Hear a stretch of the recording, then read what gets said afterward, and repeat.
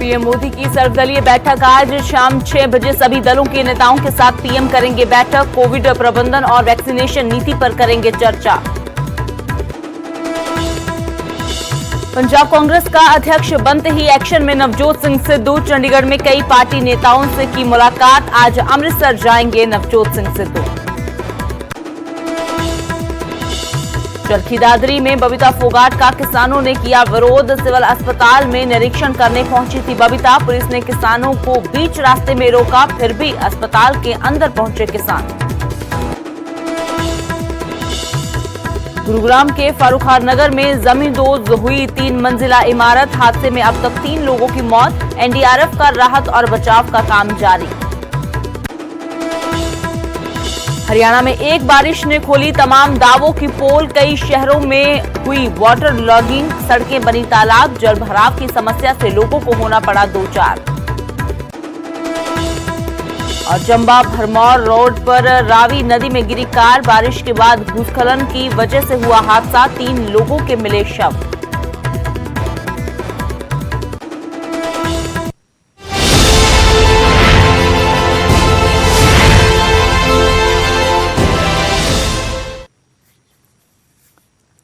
नमस्कार, न्यूज 18 पंजाब हरियाणा हिमाचल देख रहे हैं आप और आपके साथ मैं हूं अमृत वर्दी। बुलेटिन की शुरुआत करते हैं मौसम के बदले हुए मिजाज के साथ। लगातार 2 दिन से बारिश हो रही है, लेकिन इस बारिश ने कई जगहों पर पोल खोल कर रख दी है। राजधानी दिल्ली में सोमवार सुबह से हो रही बरसात के कुछ जगहों पर लोगों के लिए मुसीबत पैदा कर दी। कई जगहों पर जहां बारिश से जल भराव हो गया, तो वहीं द्वारका में एक कार ड्राइवर समेत सड़क में ही समा गई। गनीमत रही कि इस घटना में कार चला रहे शख्स को कोई चोट नहीं आई। जानकारी के मुताबिक दिल्ली पुलिस के जवान अश्विनी कुमार अपनी कार में सवार होकर दोस्त से मिलने जा रहे थे। जब वे द्वारका में अतुल्य मार्ग पर पहुंचे तो अचानक सड़क धंसने से उनकी कार सड़क के अंदर ही समा गई। घटना के दौरान वह भी कार के अंदर ही फंस गए थे।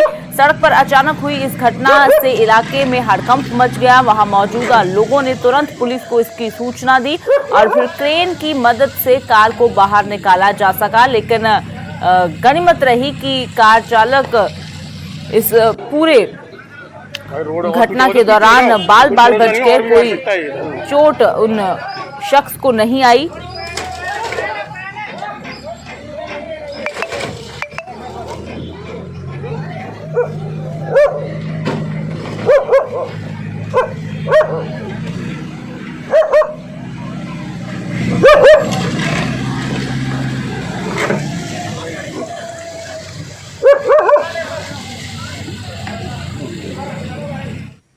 तो वहीं साइबर सिटी गुरुग्राम में मेदांता से दिल्ली जाने वाली अंडरपास में फिर से पानी जमा हो गया।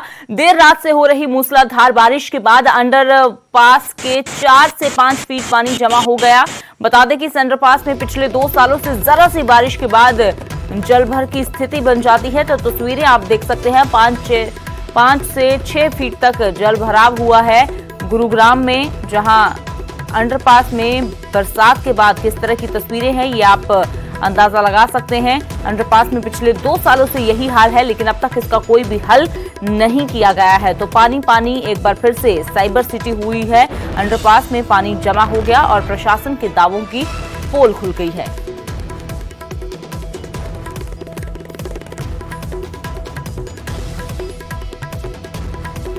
और गुरुग्राम में बारिश ने एक युवक की जान ले ली। अंडरपास में भरे पानी में डूबने से इस युवक की मौत हो गई। राहगीर की कॉल पर मौके पर रेस्क्यू टीम पहुंची। राजीव चौक पैदल अंडरपास में 6 से 8 फीट तक पानी भरा हुआ था और भारी बारिश के बाद साइबर सिटी के अंडरपास में पानी भर गया। लेकिन उसके बाद एक युवक की जान यहां पर चली गई है। गुरुग्राम में बारिश ने एक युवक की जान ले ली है, क्योंकि अंडरपास में पानी इस कदर भरा हुआ था और उसी पानी में डूबने की वजह से इस युवक की जान चली गई। तो तस्वीरें आप देख सकते हैं, रेस्क्यू ऑपरेशन चलाया जा रहा है। रेस्क्यू करने के लिए युवक को टीम पहुंची थी, लेकिन इस युवक को बचाया नहीं जा सका। पानी में डूबने के कारण इसकी मौत हो गई।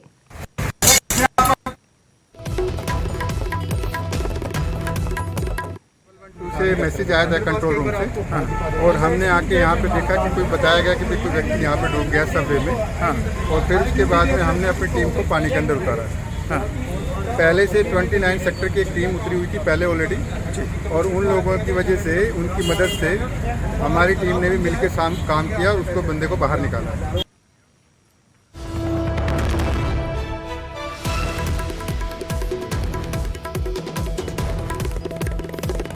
धर्मवीर हमारे सहयोगी ज्यादा जानकारी के लिए जुड़े हैं। तो धर्मवीर, प्रशासन के दावों की पोल तो खुलती ही है जब बारिश होती है, लेकिन इस तरह से जान चले जाना और भी दुखदाई है। क्या कुछ जानकारी पूरे मामले में?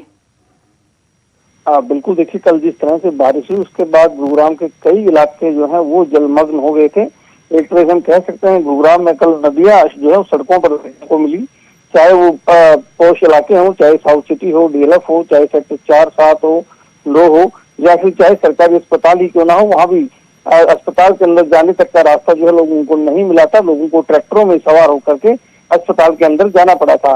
ठीक इसी तरह से जो अंडरपास है राजू चौक के ऊपर, उसमें चाहे वाहन जाने वाला अंडरपास हो या फिर पैदल चलने के लिए बनाया गया अलग से अंडरपास हो, सभी में पानी जमा हो गया था। इसके दौरान एक युवक की जो है मौत हो गई इस अंडरपास में डूबने से, लेकिन ये युवक कौन था इसकी पहचान अभी तक नहीं हुई है, और ये युवक कैसे इस पानी में डूबा इसकी भी ज्यादा जानकारी प्रशासन के पास नहीं है। लेकिन कहीं ना कहीं ये प्रशासन की बड़ी नाकामी जो है वो उजागर करती है कि हर साल जैसे बारिश होती है गुरुग्राम में पानी भर जाता है। हर बार सरकार दावा करती है कि अब की बार जल भराव नहीं होगा, लेकिन हर बार की कहानी है। कल पहली बार इस मौसम की एक अच्छी बारिश हुई और उसी दौरान पूरा गुरुग्राम जो है जलमग्न हो गया। बिल्कुल, तो धर्मवीर, लोगों को राहत तो क्या मिलनी है गर्मी से? आफत बरसात यहाँ पर बनकर आ जाती है। शुक्रिया इस तमाम जानकारी के लिए। तो गुरुग्राम में भारी बारिश के कारण अंडरपास में 6 से 8 फीट तक पानी भर गया और इस जल भराव में डूबने से एक युवक की मौत हो गई।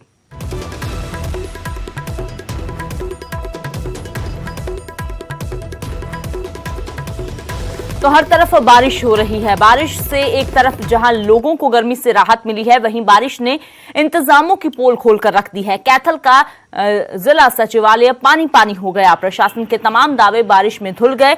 शहर के मुख्य चौक चौराहों का यही हाल देखने को मिला। वहां जगह जगह पानी भरने से लंबा जाम लग गया। जाम खुलवाने के लिए पुलिस वालों के भी पसीने छूट गए। तो तस्वीरें जहां की भी देख लें, हर तरफ हरियाणा से लेकर दिल्ली से लेकर हिमाचल तक जिस तरह बरसात ने लोगों की परेशानी बढ़ा दी है, मुसीबत बढ़ा दी है, वो ये तस्वीरें बयां कर रही हैं।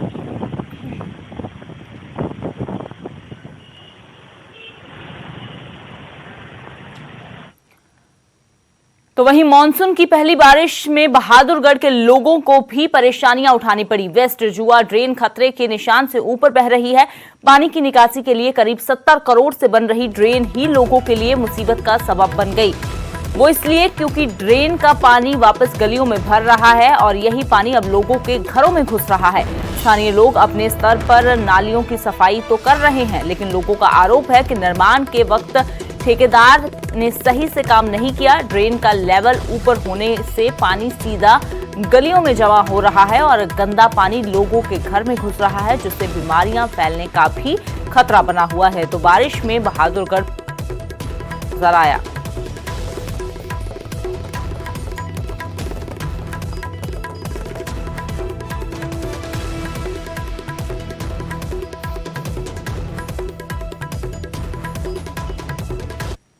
तो वहीं पलवल में मानसून की पहली बारिश ने प्रशासन के दावों की पोल खोलकर रख दी। पलवल जिला नगर आयुक्त मोनिका गुप्ता के कार्यालय की तस्वीरें आपको दिखा रहे हैं, जो बच्चों के लिए स्विमिंग पूल बना हुआ है। करोड़ों रुपए खर्च होने के बावजूद लोगों के घरों में बारिश का पानी घुस जाता है और ये तस्वीर हर बारिश में देखने को मिलती है। लेकिन हालात हैं कि सुधरने का नाम ही नहीं लेते। जिला नगर आयुक्त का कार्यालय तालाब में तब्दील हो जाता है। अधिकारी चैन की नींद सो रहे हैं। Palwal national highway, old GT road, railway road, Mohan Nagar समेत दर्जनों कॉलोनियों में जगह जगह पानी भरा हुआ है, लेकिन प्रशासन है कि उसके कान पर जूं भी रेंगती हुई नजर नहीं आ रही।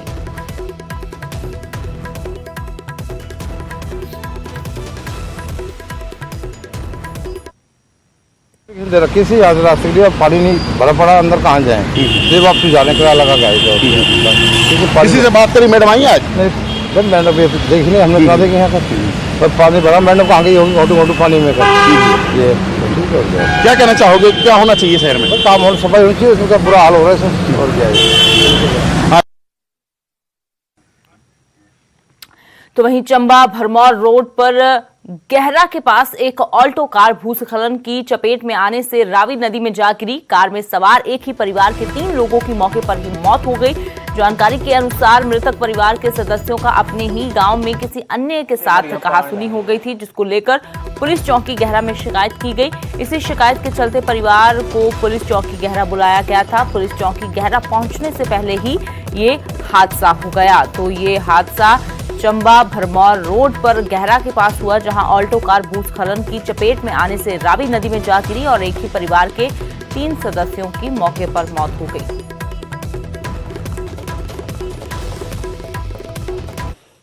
सुबह गहरा के पास एक गाड़ी ऑल्टो गाड़ी जा रहे थे, उसमें एक ड्राइवर और उनके पेरेंट्स थे, तो 3 थे अंदर। तो उस समय आज से कल से काफ़ी बारिश है, तो उसका वजह से लैंडस्लाइड हुआ है।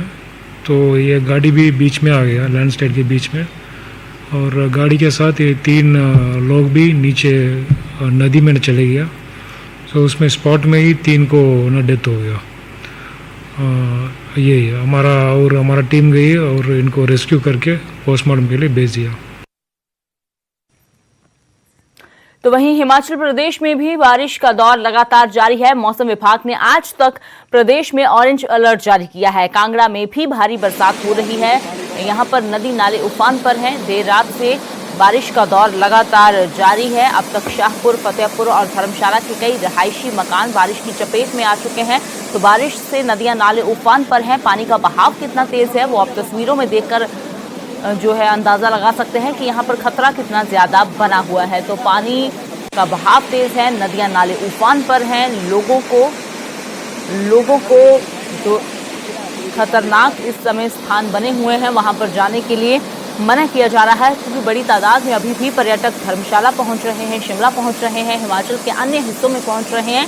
लेकिन मौसम का ये बदला हुआ मिजाज अभी खतरनाक साबित हो सकता है। इसके लिए चेतावनी भी बार बार जारी की जा रही है। तो धर्मशाला से विचित्र हमारे सहयोगी जुड़े हुए हैं, शिमला से रणबीर जुड़े हुए हैं। तो सबसे पहले धर्मशाला का हाल जानते हैं। तो विचित्र लगातार रुक रुक कर बारिश हो रही है, अभी भी बरसात जारी है। फिलहाल क्या कुछ जानकारी है, प्रशासन की ओर से क्या अलर्ट जारी किया गया है और मौसम का मिजाज इस वक्त कैसा है?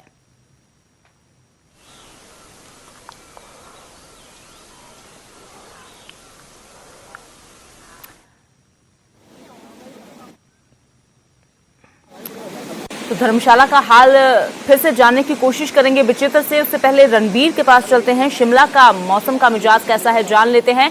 तो रणबीर, शिमला में फिलहाल मौसम का मिजाज जानना चाहेंगे, क्योंकि हिमाचल के तकरीबन ज्यादातर हिस्सों में बरसात हो रही है। क्या कुछ जानकारी मौसम पर? देखिए अमृत, शिमला जो है अन्य जिलों के लिहाज से जो है थोड़ा सा अलग यहाँ पर नजर आ रहा है। राजधानी शिमला में जो है पिछले कल जरूर बारिश हुई, झमाझम बारिश हुई है, लेकिन उसके बाद जो है दोपहर आने के बाद जो है बारिश का ये दौर थम गया। यहाँ पर अभी तस्वीरें दिखाना चाहेंगे कि यहाँ किस तरह की नजारा किस तरह का है।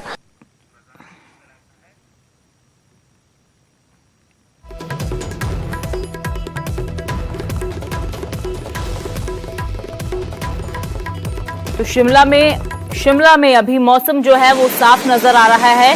बाकी जिलों के मुकाबले अगर बात की जाए राजधानी शिमला की, तो वहां पर मौसम फिलहाल साफ है, लेकिन कल बारिश यहां पर झमाझम हुई है, जैसे रणबीर ने बताया। लेकिन अगर बात की जाए वहीं दूसरी ओर कांगड़ा की, तो वहां लगातार बारिश हो रही है।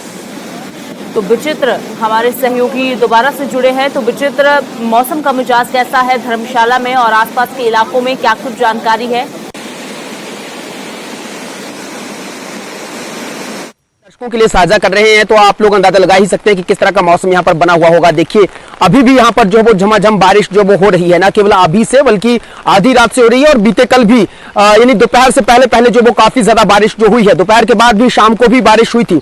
और सबसे बड़ी खतरनाक और दहशत वाली बात तो यह है कि जो माझी खड्ड है धर्मशाला की, जहां पर पहले से ही करोड़ों की संपत्ति विभागों के अलग अलग विभागों की IPH की है, चाहे हम इलेक्ट्रिसिटी डिपार्टमेंट की बात करें या फिर हम लोग एजुकेशन डिपार्टमेंट की बात करें, तो उनकी संपत्ति वहां पर नष्ट हुई है उस माझी खड्ड की चपेट में आने से।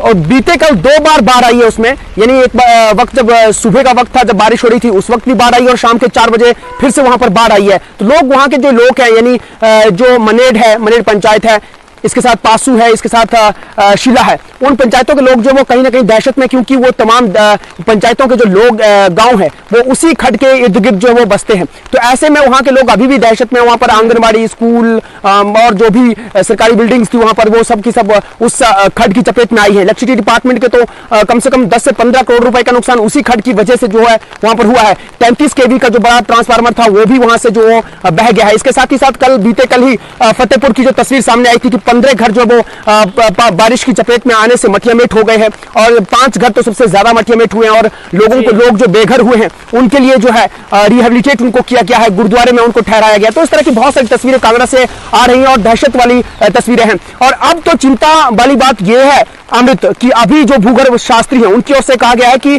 जो धौलाधार है और उसकी जो सहायक पहाड़ियां हैं वो जो दरक रही है उसकी वजह से अलग अलग जगहों में, जिस तरह से ज्वाली की बात करें, धर्मशाला की बात करें, शाहपुर की धारकंडी की बात करें या फिर हम पालमपुर बैजनाथ की बात करें, तो अलग अलग जगहों पे ये जो पहाड़ियां हैं ये जो दरक रही हैं उससे वजह से ज्यादा खतरा जो है वो बना हुआ है कांगड़ा में। और चिंता की बात तो यह है कि कहीं ऐसा ना हो कि अगर भविष्य में साल 1905 की तरह अगर पुनरावृत्ति हो तो क्या नजारा यहां पर हो सकता है। तो यह बहुत बड़ी चिंता की बात है और इसके लिए लोग जो बार बार प्रशासन और सरकार के मोहताज हैं, डिमांड कर रहे हैं कि कहीं ना कहीं जब जो जगह है जहां पे दरकने वाली जो बातें कही जा रही हैं वहां पर उनका तटीयकरण किया जाए, उनके चैनलाइजेशन जो है वो होना बहुत जरूरी है। अगर ये वक्त रहते नहीं हुआ तो और भी घटना जो है वो हो सकती है और ज्यादा तस्वीर या मंजर जो है वो भयावह हो सकता है।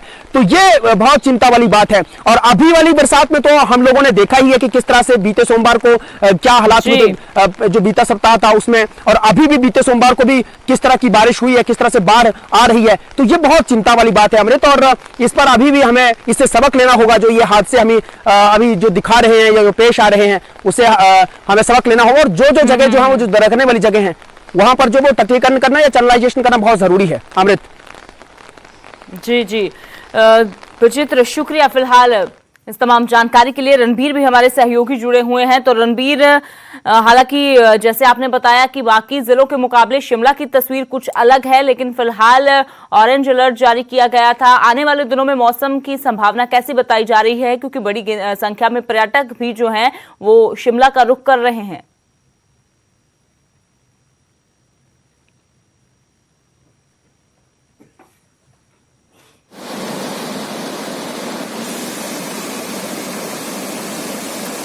तो शायद रणबीर से संपर्क नहीं हो पा रहा। शुक्रिया रणबीर इस तमाम जानकारी के लिए। तो तस्वीरें जो आपने देखी, जैसे रणबीर ने बताया कि शिमला की तस्वीर हालांकि कुछ अलग है, ज़्यादा बरसात वहां पर नहीं हो रही, लेकिन धर्मशाला की अगर बात की जाए, कांगड़ा की अगर बात की जाए तो वहां पर जो है वो पानी लगातार नदियों में इस कदर है कि वहां पर नदियां नाले उफान पर है। मौसम विभाग की ओर से आज तक के लिए ऑरेंज अलर्ट जारी कर दिया गया है और लोगों को खतरनाक स्थानों पर जहां पर ज्यादा पानी है वहां पर जाने की मनाही की गई है। और धर्मशाला में, कांगड़ा में अब तक करोड़ों का नुकसान बारिश के कारण हो चुका है।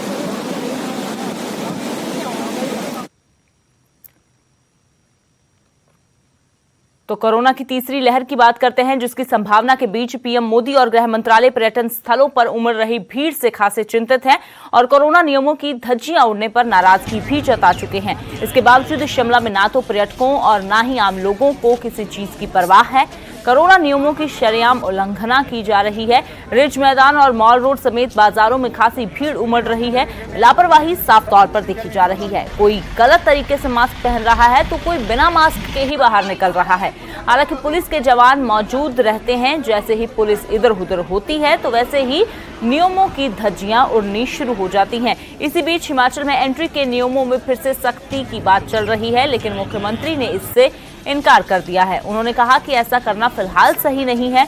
लाखों लोगों का रोजगार भी पर्यटन पर निर्भर है। उन्होंने एक बार फिर से पर्यटकों से अपील की कि हिमाचल आएं, लेकिन नियमों की पालना करें और अनुशासन में रहकर यहां के मौसम और नजारों का लुत्फ लें।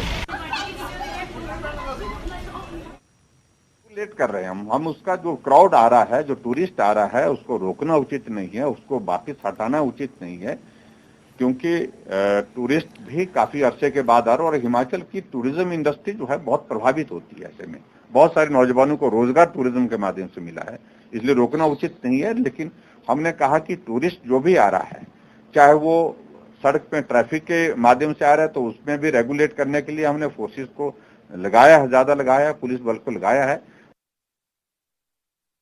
कोरोना की तीसरी लहर की संभावना है, खतरा जताया जा रहा है। बार बार सरकारों की तरफ से कहा जा रहा है, पुलिस भी सख्ती कर रही है कि जो कोविड के नियम है उनकी पालना होनी चाहिए, लेकिन वो नहीं हो रही है। हिमाचल की राजधानी शिमला में क्या हाल है, जरा तस्वीरें देखिए। यहाँ पर किस तरह से भारी संख्या में लोग आ रहे हैं और सामने आप तस्वीरें खिंचवाते इन युवकों को देखिए कि किस तरह से मास्क जो इन्होंने गलत तरीके से पहना है। ऐसे ही बहुत सारे लोग आपको नजर आ जाएंगे जो इस तरह की लापरवाही करते हैं, और अगर इस भीड़ को आप देखेंगे तो आपको नजर आएगा कि ज्यादातर जो है सोशल डिस्टेंसिंग आपको कहीं पर देखने को नहीं मिलेगी। और यही हाल जो है शिमला के बाजारों का है। स्थानीय लोग भी झुंड में नजर आते हैं, बाजारों में काफी संख्या में लोग जो है उमड़ रहे हैं। हालांकि पुलिस की तरफ से कहा जा रहा है कि सख्ती की जा रही है, लेकिन जिस तरह की चिंताएं जताई जा रही हैं, प्रधानमंत्री भी कह रहे हैं, मुख्यमंत्री भी कह रहे हैं, पुलिस के अधिकारी भी कह रहे हैं, लेकिन जनता है कि मानती नहीं। शिमला से कैमरा सहयोगी दीपक राणा के साथ रणबीर सिंह, न्यूज़ 18 हिमाचल।